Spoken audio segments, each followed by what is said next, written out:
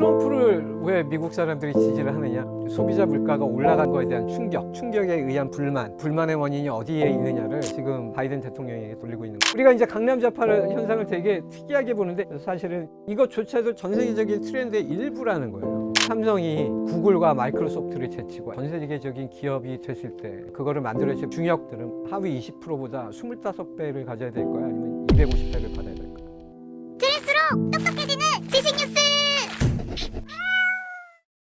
양극화라는 게 사이가 원래 벌어진다는 얘기잖아요. 저는 어디 가서 양극화 없다라고 얘기했습니다. 이게 어떤 맥락에서는 굉장히 위험한 주장이에요. 많은 사람들이 양극화 하는데 저 혼자 아닌데요 라고 지금 얘기를 하니까. 근데 제가 이거에 힘을 얻는 이유는 대한민국 통계청과 경제학자들의 보고서를 보고 제가 드린 말씀이에요. 안녕하세요. 한국과학기술원에서 소셜 컴퓨팅을 연구하고 있는 사회학자 이원재라고 합니다. 전 세계에는 대부분 양당제입니다. 물론 다당제 국가들도 있겠지만 어쨌든 가장 표를 많이 가져가는 두 개의 당이 어느 나라에나 있습니다. 그리고 하나는 우파고 하나는 좌파예요. 그럼 좌파 정당에 누가 투표를 하느냐 이거를 소득으로 분해를 한번 해봤어요. 지난 몇십 년간 예외 없이 거의 모든 나라에서 소득 상위 10%에 있는 사람들은 점점 더 많이 좌파 정당에 투표를 합니다. 도대체 좌파가 언제 경제적인 승리자들의 정당이 되었느냐? 근데 그거는 저희가 가지고 있는 이미지와도 어느 정도 연합이 되는 게 있습니다. 우리가 이제 한 사회에서 리베럴이다 아니면 좌파다 진보적이다 할 때 1차적으로 갖는 이미지 또 이제 가지게 하려고 만들려는 이미지가 뭐냐면 문화적으로 세련되고 교육 수준이 되게 높고 경제적으로도 중산층인 이상, 이거를 지금 토마 피케티가 브라만 좌파라고 이름을 붙였습니다. 그러니까 브라만이라고 하는 거는 계급 체계의 상층을 차지하는 거거든요. 한국식으로 따지면 강남 좌파입니다.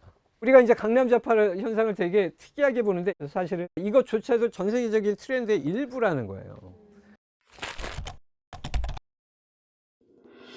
얼마 전에 빌보드 차트에서 깜짝 놀랄만한 일이 벌어졌어요. 어느 지역에 그냥 무명 가수가 올리버 앤서니라는 분이 노래를 하나 기타를 하나 들고 불렀어요. I've been selling my soul, working all day, overtime hours for bullshit pay. 가사의 내용을 보니까 나는 정말 부끄러울 정도로 슬픈 임금을 받고 이렇게 열심히 일을 하고 있다 라는 이 저임금 노동자의 한탄과 같은 노래였습니다. 근데 이게 유튜브를 타고 이제 바이럴이 됐어요. 그리고 미국에 내노라 하는 부자들이 당신 말이 맞다고, 나는 부자지만 당신이 하는 얘기를 내가 인정을 한다, 뭐 이런 메시지들이 막 섞이고 막 이제 이러면서 빌보드 차트 1위를 합니다. 그것도 꽤 오랜 기간 1위를 해요. 이거는 일반 서민 노동자들이 나라 전체는 부자가 됐지만 그 안에서 불평등의 늪에 빠져 있고 어떤 저소득의 늪에 빠져 있는 사람의 불만이다 정도로 저희가 해석하면은 잘 이해되고 넘어갔을 텐데, 이 올리버 앤서니가 누군가에 대해서 취재를 들어가기 시작하다가 미국 국회의사당에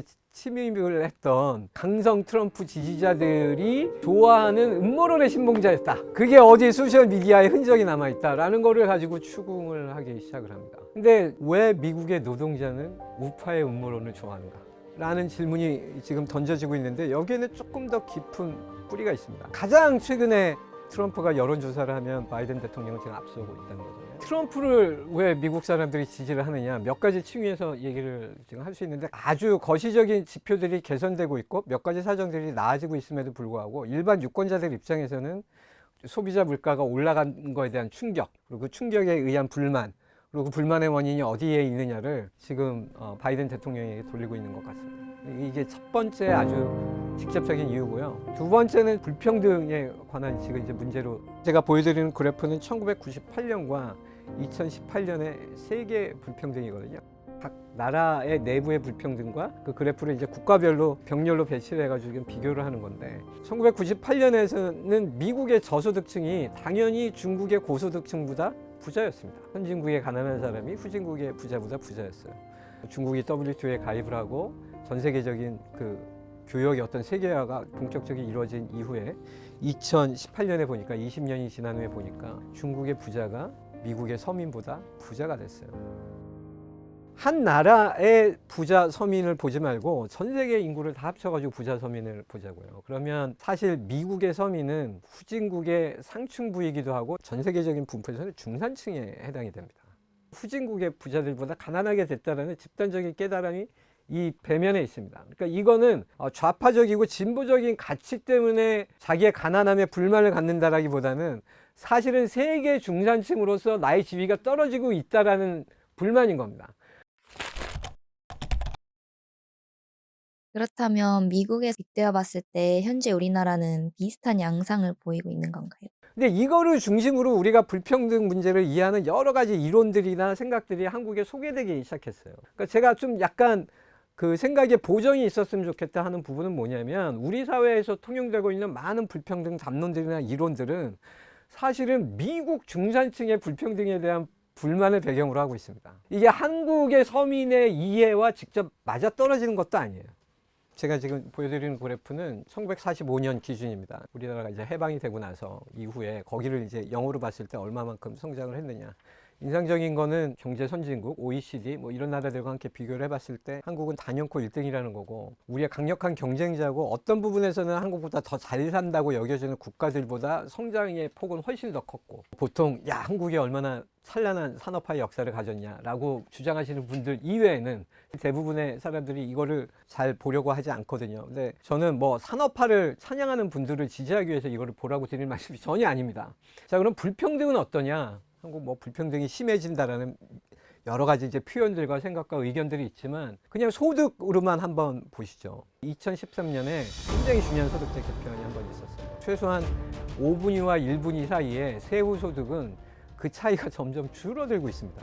한국의 소득에 관한 누진율이 우리가 생각한 것보다 굉장히 셉니다. 소득을 전체를 비교해 가지고 분위를 나누잖아요. 근데 그게 보통 나이 때문에 그런 거예요. 평균 소득이 가장 낮고 제일 가난한 사람은 20대입니다. 당연히 나의 뭐 첫 월급이 있거나 없거나. 그 다음에 65세 이후 소득이 끊겼잖아요. 우리의 이미지에서는 어떤 사람은 뭐 금수저를 물고 태어나가지고 좋은 대학 나와서 고액 연봉을 받고 이렇게 지금 생각을 하지, 아니에요. 전체적인 이건 여러분의 착시입니다. 이게 라이프 코스를 뭉뚱그려서 나와서 그런 거예요. 그러니까 연령별 내부의 차이를 더 봐야 돼요.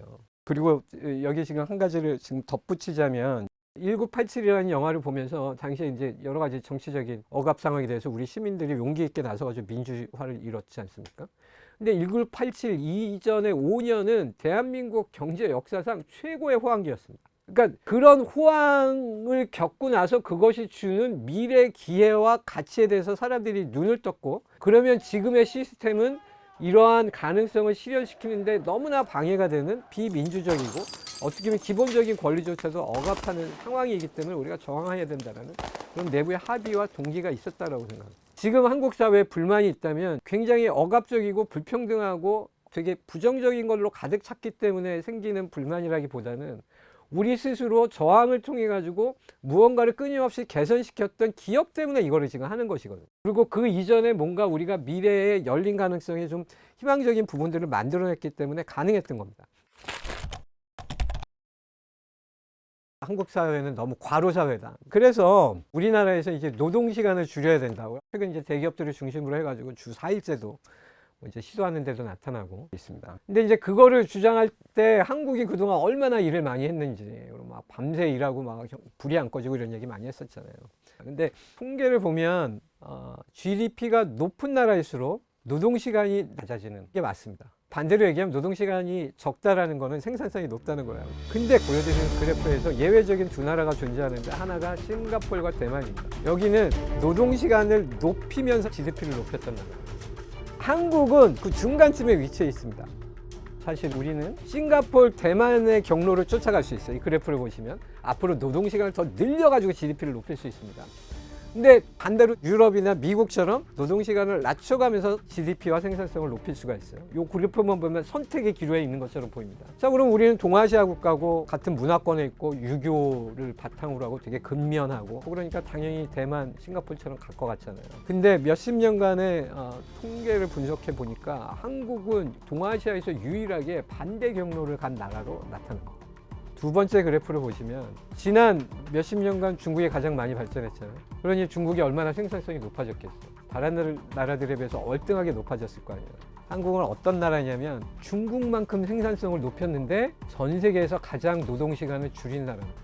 이런 점들이 한국이 가진 되게 독특한 점들이에요. 저는 이게 가능했던 이면에 기업이라든지 아니면 시장에서 효율성을 중시하고 드라이브하는 무슨 정부라든지 어떤 기업의 주체 플러스 개인의 어떤 자유의 가치를 되게 중시하는 진보적인 가치가 부딪혀오면서 양자가 갈등적으로 협력하고 협력적으로 갈등하면서 만들어낸 독특한 현상이라고 저는 생각을 합니다. 저희가 소위 무슨 산업화와 민주화를 동시에 이뤘다고 하잖아요.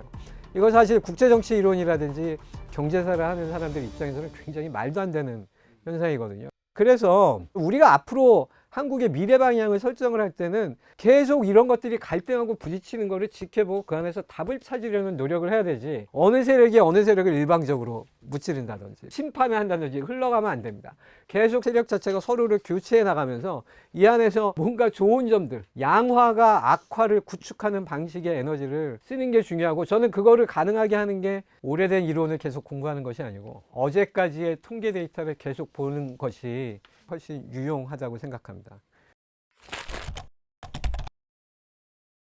인류가 한 번이라도 평등하게 산 적이 있었을까요? 제가 뭐 불평등이라는 게 좋다라고 지금 드리는 말씀이 아니고, 사람은 자기의 역할과 지위에 따라서 이렇게 분화되고 그걸 통해서 구조를 만들어서 지금까지 살아왔는데, 그래서 저희가 용인할 수 있는 불평등이라든지 어떤 보상의 차별은 뭐 그냥 자연스럽게 무슨 제도를 만들지 않아도 지금까지 자연스럽게 발생해서 왔다는 겁니다. 가난한 사회가 있고 부자인 사회가 있다고 생각을 해봅시다. 근데 두 나라가 동일한 건 뭐냐면요, 가난한 나라의 가난한 사람과 부자의 나라의 가난한 사람들은 재산이 0일 거기 때문에 똑같습니다. 가난한 나라에서 부자 나라가 된다는 건요, 전체적으로 사람들이 잘 살게 된다는 것도 있지만 가장 부자의 높이가 점점 높아진다는 거예요. 이것이 점점 벌어질 수밖에 없는 구조를 가지고 있어요. 그러면 우리나라의 삼성 같은 기업들이 더 혁신을 많이 해가지고 전 세계 시장을 지배하기를 원하시잖아요. 그리고 그것이 국내 뭐 GDP라든지 국내 그 경제 수준에 미치는 영향도 대단하기 때문에, 그럼 삼성이 구글과 마이크로소프트를 제치고 애플을 제치고 전 세계적인 기업이 됐을 때, 지금 삼성의 중역들이나 그거를 만들어주신 부사장님은 하위 20%보다 25배를 가져야 될까요? 아니면 250배를 받아야 될까요? 저는 더 받아야 된다고 생각합니다. 그러니까 더 받게끔 해서 그거를 달성하게 하는 게 저희들한테 좋은 영향을 미칠 거라고 생각을 지금 하는 겁니다. 이거는 교역이기 때문에 가능한 조건이에요. 만약에 교역을 안 하고 국가의 경제가 그냥 울타리로 쌓여져 있어가지고 안에 있는 것들을 나누는데 이 차이가 벌어졌다 하면 저희가 문제를 제기할 수 있어요. 밖에서 많은 것을 가져와서 그 많은 것을 가져오는 걸 주도한 사람들한테 대화라든지 보상이 쌓여가지고 안이 벌어지는 거는 경제가 교역을 통해서 발전하는 과정에서는 일부 되게 자연스러운 현상으로 저희가 받아들여야 된다는 거예요. 근데 이런 식의 불평등을 저희가 해석을 할 때 굉장히 오래전에 만들어진 소위 뭐 국가 경제, 국민 경제, 요 틀에서 생각하는 그 생각의 습관 때문에 이게 되게 부정적으로 보이는 것 뿐이라고 저는 생각을 합니다. 그리고 우리는 항상 위기와 전환에 있는 나라이기 때문에 해방 이후에 우리나라의 모든 논문들은 전환기라는 말을 제목으로 쓰는 경우가 멈춘 적이 없어요, 지금까지. 근데 그게 일부 현실을 반영을 한다고 생각해요. 전환기만큼 더 큰 가능성이 열려 있는 거거든요. 한국이 그 세계적인 경제 변화라든지 인공지능 사회의 진입이라든지 이런 전환기 속에서 특수한 유니크한 위치가 있어요. 그걸 통해서 일반적으로 우리가 해왔던 이야기들을 제고하시고 몇 가지 상충되지만 다양한 시나리오들과 방향성들을 이렇게 토론하고 갈등하고 그 안에서 계속 뭔가 방향성을 교체해 나가는 그런 작업들을 젊은이들이 열심히 해주시고 개척해 주시기를 기대합니다. 자, 오늘 교양이를 부탁해는 여기까지입니다. 감사합니다. 우리 집 양이는 밤마다 뛰어다녀요. 도대체 왜 이러는 걸까요? 추워. 예방주사 어디가 쌀까요? 당신의 궁금증, 지식비서 스프에서 해결하세요.